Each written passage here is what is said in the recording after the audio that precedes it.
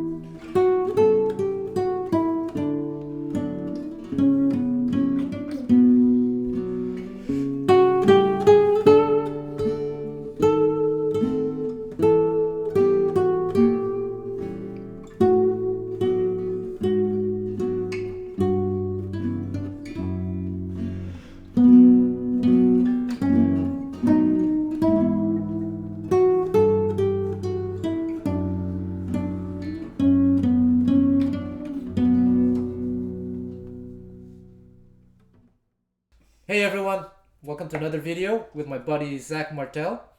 And this week's video is a continuation of last week's video. Last week we were talking about quote unquote authentic sound and all this. And this week we'll talk about, we'll continue in that vein, but talk about more things specifically in detail. But before that, did you know that DC Music School is currently having an year-end sale? You should go and buy something. As some of you may know, this whole online thing, YouTube, DC Music School, is my only source of income these days. And I would deeply appreciate it if you could like, subscribe, comment, share. And if you want to support me, you can buy something on DC Music School, on Soundslice. I have Gypsy Jazz beginner courses, bebop courses. Or if you want to buy some music, you can check out some of the music that I recorded on Bandcamp. You'll find all the links in the description box. All right, let's get started. This is a follow-up to last week's video where we were talking about quote-unquote authentic sound and how there is no such thing really, because it all depends on who you play with and all that stuff. That's why I didn't really demonstrate too much in terms of sound. But if you do want to know more about the different sounds that I use, I mean, you can watch a lot of the older videos that I've done on YouTube. I did quite a lot of videos on accompaniment because it's it's my biggest passion when it comes to music. The whole idea of accompaniment, the whole idea of playing in an ensemble, because I think a lot of you are interested in soloing, which is cool and all that. Because I get it, you want to impress the cool kids and all that stuff. But I think as I got older and especially because of the opportunities I've had over the years to work with really, really amazing musicians who taught me so much about life beyond just being a soloist, the whole idea of ensemble playing became a particular area of interest for me. And the way I see it is that when you have a really, really good soloist and an okay rhythm section, yeah, it'll sound good. There are lots of examples out there of decent slash good soloists out there with okay rhythm sections. They do the job, but often when it comes to accompaniment, it's almost always the same time feel, which is basically the one that they're used to, that their automatic behavior, and same chord voicings and all that. But especially when you start to work with me or other people that I learned from, and you really try to focus on the nuances of ensemble playing, it can really make an average soloist sound that much better. And I think that is, in my opinion, where like true art comes from. Nowadays, I mainly play music for fun, so this kind of professional side of me where I'm really nitpicky, I haven't had I haven't been this way in quite a long time. But as I said in last week's video, there are two people um, that come to mind with whom I shared all these nuances. That one of them being Zach right here. Oh my gosh, he is so good. And my other buddy Will Dickerson. These are the only two in the past years with whom I've shared these intricacies. Because actually, back in the day when I used to lead a band, two things happened. Some people did, how do you say? I wouldn't say dislike, but there's some people sometimes got a little bit upset working with me because of how critical I was and how like very very specific I wanted things to sound, and people would get defensive. And what's very funny is that some of them would complain to the other bandmates that I was so difficult to work with, but the other bandmates would reply, "What do you mean? He's one of the most easiest persons I've ever worked with." And why is that?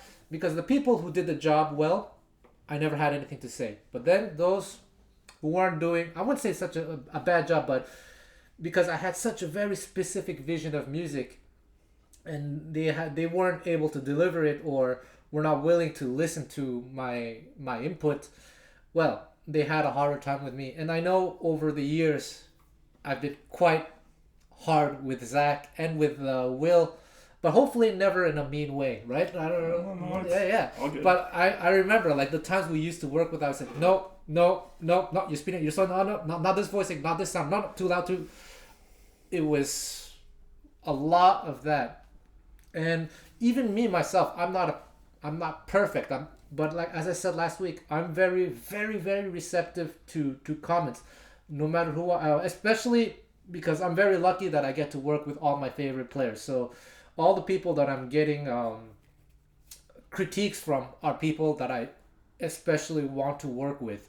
So that's what I said last week about what makes an excellent accompanist versus someone who says, "Oh, I specialize in rhythm," and then after they say, "Oh, okay, can you do this?" "Oh, but this is the way I've always done it."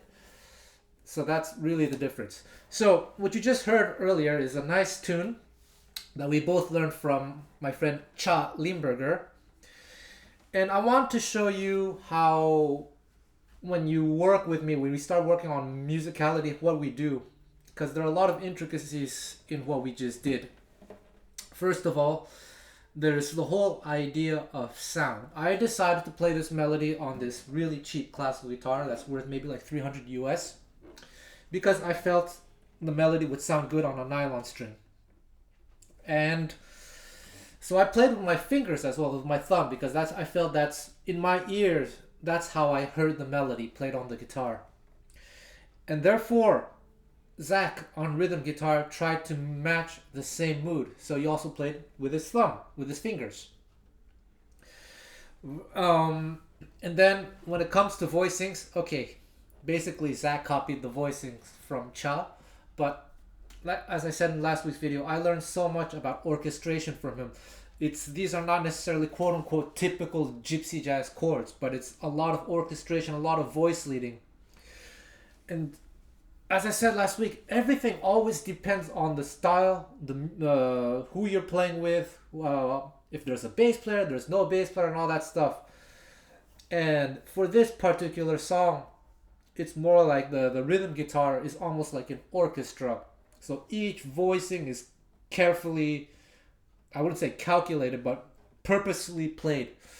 Where that's in stark contrast with a lot of gypsy jazz players who only play the chords that they know because it's the chord that they know. And that's it, like B minor is this one. Well, of course, you can play B minor, you can play B minor 7, you can play the B minor here, you can play this B minor, all those things. But here, it's very carefully selected. There's like a lot of thought process behind it. And so there's that aspect. Then there's the aspect of time feel, and that's the one thing where with Will and Zach, we spend months and months working on. We have different exercises, and I gotta say, for those of you who struggle with time feel, that was the same for me when I was starting out. I couldn't hear whether I was speeding up or slowing down. I've talked about this in another video, but like I think in 2005 or 2006, I got the opportunity to play with my heroes at the time. And they kept complaining that I was slowing down, and I couldn't hear this. And then after, okay, I believed them. And then I started trying to compensate. And then I played with another hero of mine, and he said I was speeding up. I was like, oh man, I can't hear this stuff, but I need to start with. So that's what got me started on this obsession with accompaniment. And I spent years training to be able to hear these subtleties. And I practiced a lot with a metronome, but it's not just using the metronome. It's actually working with players that you deeply admire and having them be brutally honest with you. And as I said last week, I had the opportunity to work with all my heroes, and I especially love them with them. Oh, be careful this, be careful that. And as time went on, I became extremely, extremely, extremely sensitive to tempo fluctuations. And that's how I learned it. And that's the same thing with the Zach and Will Dickerson in the past years. In the beginning they couldn't hear these things as well, but because we worked on this so much, I think Zach is also very, very aware of these fluctuations as well. And the past 2 weeks it's been a blast practicing every day with Zach. We'd do these little exercises without the metronome where we traded choruses and tried to keep the tempo really steady. And I remember when Zach first started, there were a lot of rhythmic difficulties about the steadiness, speeding, and all that. But man, it's incredible how much he's improved because he was willing to work on it. And he works a lot with the metronome as well. So for this particular song, we decided to go. We followed my vision of how I wanted to hear the song versus how Cha interpreted it in his recording for DC Music School. What's the name of the lessons? Gypsy songs. He recorded this for a DC Music School course called Gypsy Songs featuring Cha Limburger. Anyway, in that recording, Cha had a very specific time field that he was going for. I opted to go for something else just because it's how I heard the melody in my head, how I heard the interpretation in my head.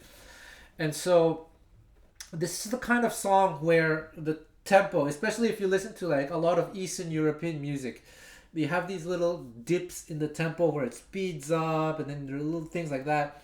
So it's an AABB form.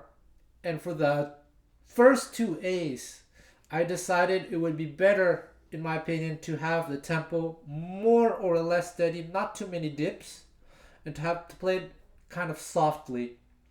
And then going into the B section, I worked with Zach to have these little very, very subtle, I wouldn't say accelerations, but like just a little bit ahead of the beat kind of thing. And then when I got to this thing,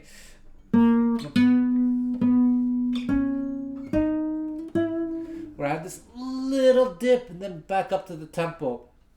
And then the second B, kind of the same thing, but then towards the end, it's super subtle. But I told him at the end when I would do the final cadence, how does it go?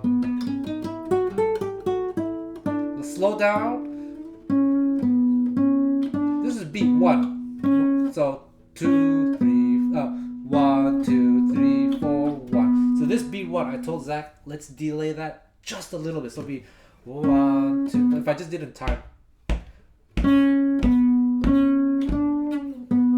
Like a little delay. So these are the things that I work on with like-minded musicians when I'm in very, very serious like artist mode, thinking about the music. And we do this with a lot of songs. We try to when we play like a swing song, we're deciding, okay, what style are we going for? Are we going for more of like a quote-unquote gypsy style, a hot club style, a more modern, not modern, but like a mainstream jazz style? The sound of the rhythm will change accordingly. Even sometimes the chord qualities will change, because if we're going for a hot club style, we'll use more of the chords that they were using in the 1930s, which is often bar chords and things like that. And also, for example, a song like I Can't Get Anything But Love, if you played this in the 1930s style, instead of playing G to A minor 7, you would play G to D7 over A. So this is style. If you play more like gypsy style, maybe you do, well, quote unquote gypsy style, there's so many things you can do, but like this were a bit of a more of a modern thing. But if you're playing in a straight ahead jazz style, maybe you do this.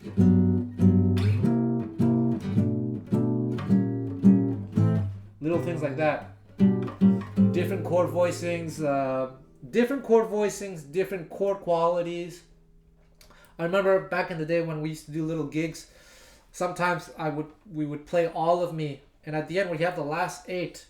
If I wanted really hot club style or gypsy jazz style, it would be F to F minor. But sometimes I wanted to feel more like a big band style, and I would tell them F to F sharp diminished.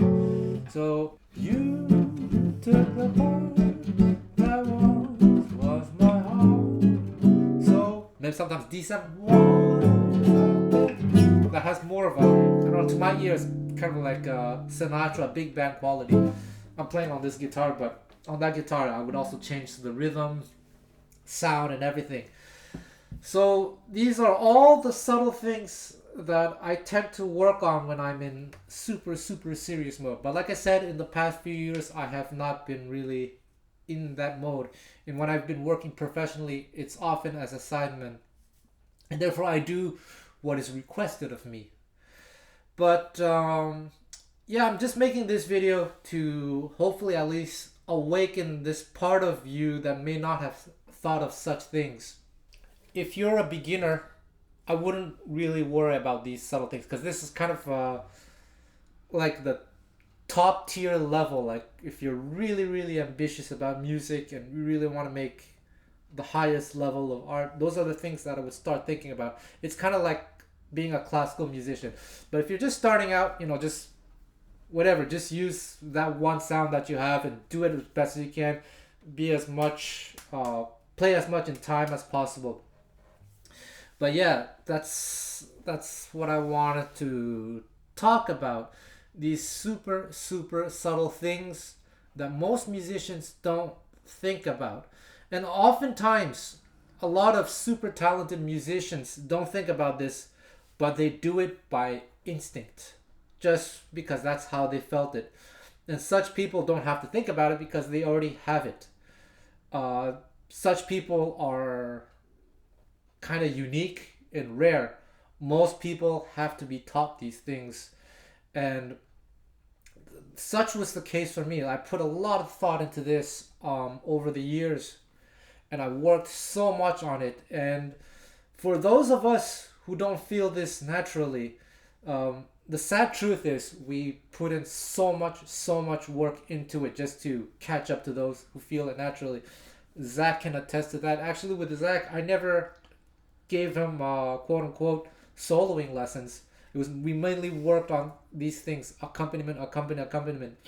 And whenever I talked to him about soloing, I just gave him just general hints about these things, these subtle things about musicality. Is like, hey, why don't you play like this just so you can get this sound, or stuff like that. Really general advice, but again, general but subtle. It's general and subtle, but I think super important. These are the things when you listen to a recording of someone that's decent or good versus someone that's up there.